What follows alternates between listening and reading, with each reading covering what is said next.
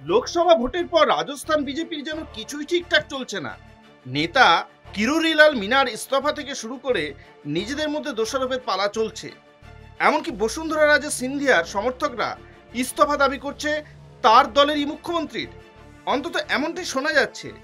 আবার মুখ্যমন্ত্রী ভজনলাল শর্মা ইস্তফা দিতে পারে এমনটাও জল্পনা চলছে।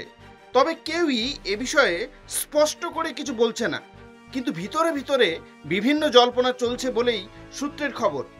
যদিও কলকাতা টিভি এই খবরের সত্যতা যাচাই করেনি, কিন্তু কিছুদিন আগেই লোকসভা ভোটে খারাপ ফলাফলের জন্য ইস্তফা দিয়েছিলেন কিরোরিলাল মিনা।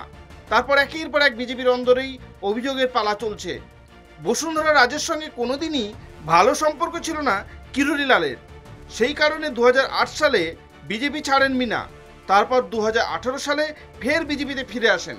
তবে দূরত্ব বসুন্ধরার সঙ্গে ছিল, কিন্তু ইদানিং যাবৎ মিনাকে নিয়ে প্রশংসাও শোনা গিয়েছে বসুন্ধরার মুখে। আবার 2023 সালে বিধানসভা নির্বাচনে মুখ্যমন্ত্রী হওয়ার দৌড়ে ছিলেন মিনা, কিন্তু তার থেকে রাজনীতিতে জুনিয়র ভজনলালকে মুখ্যমন্ত্রী করে বিজেপি। তারপর 2024 লোকসভায় বিজেপির হার এবং মিনার ইস্তফা। এবার বসুন্ধরার সমর্থকরা মুখ্যমন্ত্রীর ইস্তফা দাবি করছে। সব মিলিয়ে রাজস্থানে বিজেপির ভবিষ্যৎ কোন দিকে এগোচ্ছে তা নিয়ে সন্দিহান রাজনৈতিক মহল।